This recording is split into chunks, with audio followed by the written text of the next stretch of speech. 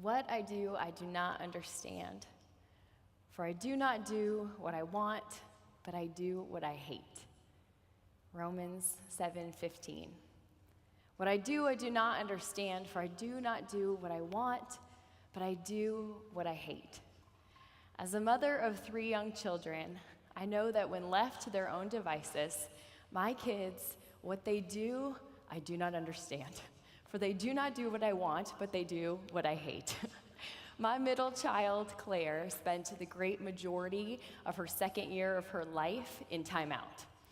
And Claire learned after a while that it was very entertaining to her if every time that I put her in timeout, she would pee. So she'd be standing there in timeout smiling at me, wetting herself, and I'd be like, I don't have any moves left. Like, you're in timeout. Parenting fail. I don't know what to do. And so eventually she decided she was going to up the ante. So every time that I would put her down for a nap, she would wet the bed. And then I would hear her on the monitor, and she would sing me a little song about it. So she called it Piddle. So she would be singing in there. She'd be like, Mommy, I piddled in my bed. Mommy, I piddled in my bed. And so I'd walk in, and there she is, just covered. And I'm like, this is grosser for you than it is for me, right? But she loved getting that big reaction out of me. So eventually I had to learn that the best way to handle Claire was when I put her down for her nap, to put a diaper on her, duct tape it on, put her pajamas on backwards, the footies, and just turn the footies around and zip them up the back and be like, good night, my love, right? For I do not do what I want, but I do what I hate. It doesn't make sense, right? Why do we do these things? When my oldest child was first learning how to talk, I realized that eventually she was going to learn the word no. And so I decided that I was going to try to use every other word that I could think of besides no to delay her learning this word for as long as possible. So here I am talking to this 1-year-old, and she'd be like, cracker, and I'd be like, negative, Maria. On the contrary, why don't we have some fruits and vegetables? So I'd be trying all these different things. And to my dismay, eventually, Maria learned the word no. So when she did, it was like she had this new superpower. And she wanted to use it as often as possible. And so what we found was that many times Maria would say no, even though what she really meant was yes. Even when she wanted something, she loved saying no so much that she would reject it just in order to use that power. So I used to be a youth minister for many, many years. One night I was at work. I was at a life night, and it was the greatest time of day in our house. It was time for the gummy vitamin. And so my husband's putting my daughter to bed, and he says, Maria, are you ready for your gummy? And she looks at him and she says, no. And he's like, what? Okay. And she thought it was like the funniest thing in the world that he wasn't arguing with her. So they continued to go back and forth over and over and over again. Would you like your gummy vitamin? No. Okay. And so as this kept going, it was escalating, and she got more and more excited until my husband's finally saying, no more no's, Maria. And what happened next is the video that you are about to see here. No! No more no's. No more no's.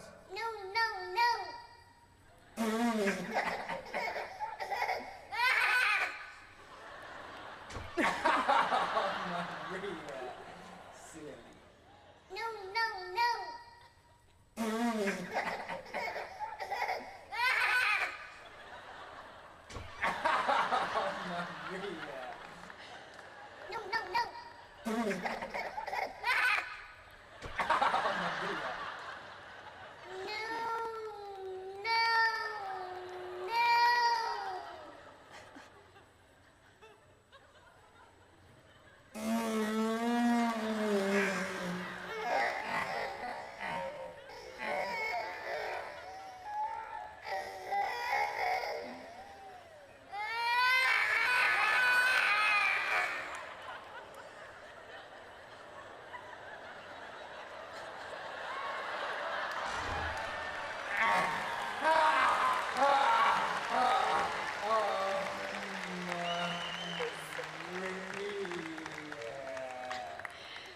here's a little glimpse into my daily life. And I have 3 of these people that live at my house now. So it is right about bedtime in Texas, so I feel like we should maybe have a moment of silence for my husband. Or maybe not. Maybe they're just going to do okay. And here I am with all of you, and I'm loving it. I'm loving it. So we look at this and we say, why? Why? Why do we love to say no? Why? What is it within us, even at this very young age, that we love it? And we know that we are called to be childlike in our faith. But I think oftentimes we're more childish in our faith. So often my kids get so caught up in their emotions, and they start to melt down, and they miss out on what they really want. And I think that this is true for so many of us as well. We get caught up in our thirst. We focus on that thirst, and we miss out on the what, on the who that we really want, that we're really searching for. I'm going to tell you another story about another child. This one does not belong to me. And this is a young boy who was born in London, England, by the name of John Pridmore. John Pridmore came from a family that was probably like most of us. He was in a secure home with 2 loving parents, and he had wonderful memories of being a child growing up. And he said for the first 10 years, he would describe his life as feeling loved, validated, and secure. When he was 11 years old, everything changed when his parents sat him and his brother down, and explained that they were getting a divorce, a word that he had never even heard before. His mother was so distraught that she had a mental breakdown and entered into a psychiatric facility, and for almost a year, he didn't even have contact with her. All of a sudden, this 11-year-old boy went from having everything perfect in his home and in his life to everything being destroyed. And he said that he made a subconscious decision at that point to never love again, because he knew if he never loved, that he could never be hurt. But this couldn't be shoved down to never show its face again. It started to manifest itself in many different ways in John's life. He started to act out in anger. He was getting into fights in school. And as he got a little bit older, he noticed that if he started stealing, that it was starting to numb the pain in his life. Eventually, as a teenager, he found himself in and out of juvenile detention facilities. And as he did, he started to align himself with all the wrong people. By the time he was in his early 20s, he discovered that he had a gift, and it was a gift for inflicting pain on other people. He started to embrace this life of drugs and of violence, and he discovered with the people that he had met that he could actually make a lot of money by causing other people pain. He soon became, in his early 20s, an enforcer for the London mob. And the enforcer is the guy that goes to send the message, right? To show the power of who the mob is. And while he dealt in drugs and in violence in his career, these things also started to spill over into his personal life. And he would find himself in these situations where somebody looked at him wrong or spoke to him wrong or brushed up against him in a way that he didn't like. And he would lash out. And he would lash out in violence and get so completely out of control that by the time he realized what it was that he was doing, he'd be covered in someone else's blood. And one night, he was outside a nightclub on the east end of London, and this exact thing happened. And as he was gaining self-control, he started to understand what the people in the crowd were saying. He started to make out their words, and they were saying, "You've killed him. You have killed this man." And as John stood there and he looked at this body on the ground, he turned and he left out the back door of the club. And there his mob boss was waiting for him. He got into a car and he said, "John, you've got to face the facts of what you've done. Do you need money? Do you need to get away?" And he said, I think that I can handle this. I'm just going to try to lay low for about a while just to see if things blow over. Maybe no one will be able to identify me. Maybe they didn't see exactly how it happened. So as John's going back to his apartment and trying to formulate how he's going to handle this, something started to bother him. But it wasn't guilt. He didn't feel bad for the fact that he believed that he had killed someone. He didn't have remorse for their family. But what he noticed was that he didn't care.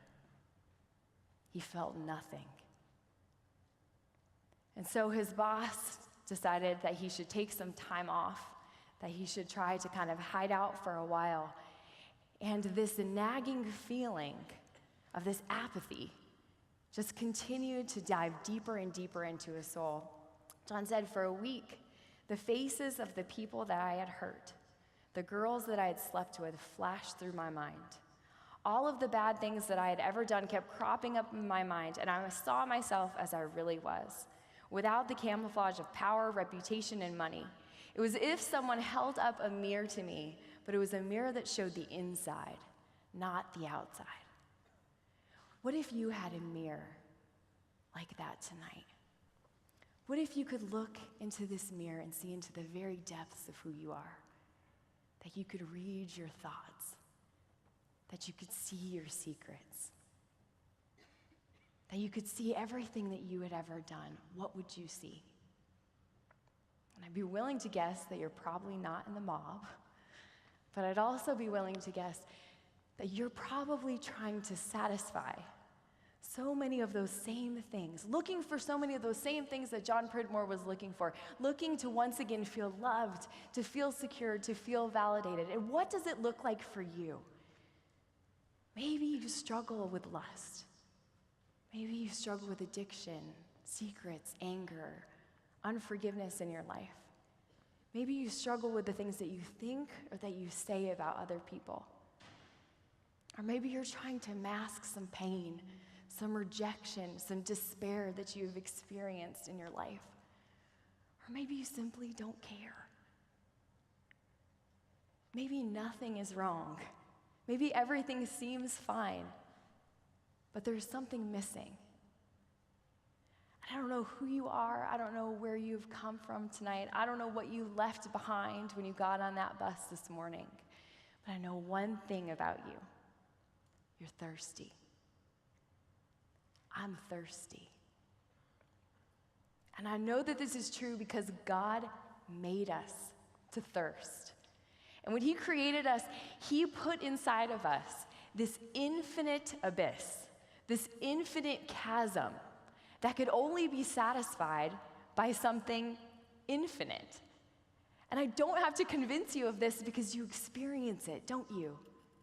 You know that it's there.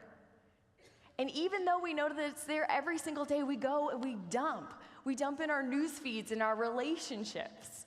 We dump in our need for people to affirm us or wondering what people think about us. We dump all of these things into this abyss. And somehow, the more we put in, the thirstier we become. And all the while, the world is here, and it's taunting us, and it's cheering us on to stay thirsty, my friends. Because you see, the devil, he isn't creative. He doesn't come up with his own ideas. But what he does is he takes what God has created, and he twists it. Just enough to make us believe in it. And this is exactly what he does with our thirst. He's been using the exact same plan, the same moves on us for all of humanity. We can look back to the story of Adam and Eve in the garden, where he takes their attention away from all of the things that they have and focuses it onto the one thing that they can't have. And instead of them focusing on the yes, on the gift of God, instead, they start focusing on the one thing that God has asked them to stay away from. And when this happens, they start to doubt God. Does this sound familiar in your own life? He says to them, did God really say that you couldn't eat from any of the trees in the garden? Have you guys heard that in your life? Did God really say, insert temptation here? When this happens, suddenly we start focusing on the no instead of the yes. But we know that love, God, is in and of himself a yes. And my brothers and sisters, that is what we have to offer you here this weekend. We have to offer you the incredible plan and design that God has in store for you. Because God doesn't do things for no reason, and he has called you here for something very specific. Because before the beginning of time, God called and chose you. He called you by name, and he knew that you would be sitting in that exact seat on July 15th, 2016. Tonight, it is time to say enough is enough. Tonight is the time to say no more no's. Enough of the no's, enough of the ache, enough of the thirst to come and to experience what God has in store for you. Because wherever you are in your faith life, God wants to meet you right there tonight. And he wants to take you further. This is what John Pridmore experienced as he continued to sit and to wallow in his life, as he continued to sit and to think about the way that he had chosen to live his life up into this point. He says, here I was 27 years old, and I had lots of money. I had a never-ending supply of women and a reputation as a hard man that commanded me respect. So why wasn't I happy? What was missing from my life? And he says that one night as he was sitting there that week and he was thinking about his messed up life, all of the decisions that he had made, that all of a sudden he experienced a voice.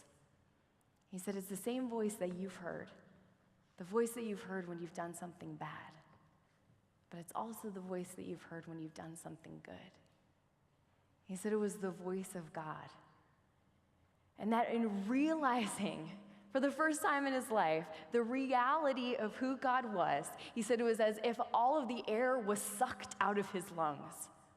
And he fell to the ground in his apartment. And here, this hard man, a man who had had his suit jackets tailored literally to hold his machete and his brass knuckles, this man lay on his apartment floor with tears in his eyes, understanding finally the truth. And he said, as he lay there, filled with fear, he cried out, Lord, give me another chance. And immediately, he said it was as if he was lifted from the ground, and this warmth came over his entire body. And he was filled with peace. And the fear was swept away. And he says, at that moment, I really knew, not just believed, I knew that God was real. And so here he is this night, and he doesn't really know what to do with this experience. And so he decides to go to the home of the one person that he knows in his life who has any kind of a relationship with God. And that was the home of his mother. And after she had recovered from her trip into the psychiatric hospital, she had had this conversion experience to the Lord. And so even though it was 1 o'clock in the morning, he went to his mother's house and started beating on her door. His mother was used to John showing up in the middle of the night. Usually he was drunk or high or covered in someone else's blood. She brought him into her home. The story that she heard that night was very different from anything she had ever heard from her son before. He relayed to her all of these incredible things that had just happened to him, and he was shocked to find out that she wasn't surprised at all. And when he finished, she said to him, John, I have prayed for you every single day of your entire life. But 2 weeks ago, I started praying something very specific. She said, I realized how much evil you were bringing into the world. And I asked that God would do something drastic to stop you. And I told the Lord that if that meant that you should die, then I could accept that. And I've been praying this prayer for you every day for the last 2 weeks. And so as they sat there in his apartment that night, John did something that he had never done before. He prayed. And his mother had been praying for him every day for his entire life for 27 years. And for the first time ever, she prayed with her son. And that night, he dedicated his life to Christ. A few months later, he found himself at a retreat, not unlike what we are doing here. A retreat for young people, charismatic. And suddenly, he found himself in confession. And he said as he walked into the confessional, he said to the priest, I'm 27 years old, I'm a baptized Catholic, but I've never been to confession before. And the priest's face lit up like it was Christmas. And he unloaded onto this man all of the awful things that he had ever done in his life. And he experienced the mercy of God.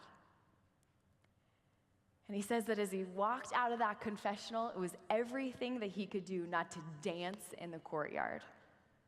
That this man who just months before had been an enforcer for the London mob was ready to dance because of the joy he was experiencing in the mercy of God. And he says that all of the joy and the pleasure that he had experienced in the world couldn't come close to what he was experiencing in that moment. And now, many years later, John Pridmore does this. He travels around the globe, speaking at parishes, at retreats, and at conferences, telling people that if God can forgive him, then he can forgive anyone. And amazingly, the man that he thought that he had killed survived by the mercy of God. And what John Pridmore has experienced is that whatever our thirst, whatever we've done to satisfy that misplaced thirst, that the Lord wants to meet you right there, and he wants to take you further. What strikes me about this story is that God didn't wait until after he had gotten things figured out, but that God met John Pridmore in the ugliest, deadliest moment of his entire life. And that was where Jesus chose to come and to speak to him. And it reminds me of a story that the girls are going to hear more about tomorrow from Emily, but that's the story of the woman at the well. And she too, she was racked in sin, an outcast from her community. And here she is outside of her town at the well, and Jesus is standing there waiting for her. And Jesus says to her, will you give me a drink? And she replies, you're a Jew and I am a seminarian. How can you ask me for a drink? Jesus says, if you knew the gift of God and who was saying to you, give me a drink, you would have asked him and he would have given you living water. And the woman said to him, sir, you do not even have a bucket and the cistern is deep. Then where can you get this living water? And Jesus answered, and he said to her, everyone who drinks this water will become thirsty again, but whoever drinks the water I will give will never thirst. The water I shall give will become in him a spring of water welling up to eternal life. You see the difference between Christianity and every other religion in the world is that religion is defined as man seeking God. But Christianity is defined as God seeking man. God was seeking the woman at the well. God was seeking John Pridmore. And tonight, God is seeking you. God is seeking you. And he's giving you the exact same invitation that he offered to the woman at the well that night. To ask. To simply ask for living water. I'm going to give you an image here to really drive this home, and this is the image of the miraculous medal. In 1830, the Blessed Mother appeared to a nun, Catherine Labouré, and she looked just like this. She was standing on the earth, and there was these rays of grace that were shooting out from her fingers. And Catherine Labouré asked her why some of the rays did not reach the earth. And she said, those are the graces for which people forget to ask. I'm willing to make you a promise tonight that if you ask Jesus for living water, that he will answer. Because why wouldn't he? He's going to answer, and he is not just going to come and give you the minimum. That's not how our God operates. He's not going to come and just fill you up right about to the brink. Our God comes, just as he said to the woman at the well, he comes to give us a spring of water that is welling up to eternity. That's what our Lord wants to offer you this weekend. He wants to well up within you superabundance, overflowing your thirst. And tonight we are going to have the opportunity to see that Jesus who is seeking us face to face. And in a little bit, we're going to have some time in Eucharistic adoration. And we as Catholics believe that the Eucharist really, truly is Jesus Christ. And Jesus is going to enter into these doors tonight, and he's going to be looking for you. He is going to be seeking you and inviting you to ask. And Jesus said to the woman at the well, he said, if you knew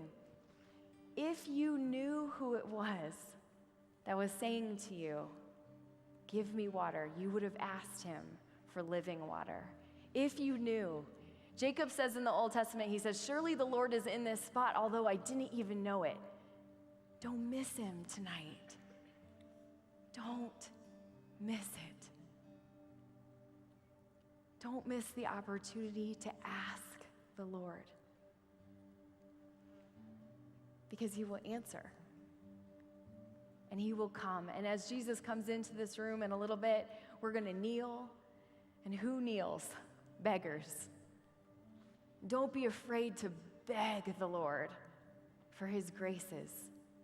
Don't be afraid tonight to tell him that you're thirsty, to lay down whatever it is, your ugliest mess in your life, to give it to him, to empty yourself out and to let him fill you. Because tonight it is time for no more no's. Tonight it is time to allow Jesus to have the joy of being your Savior.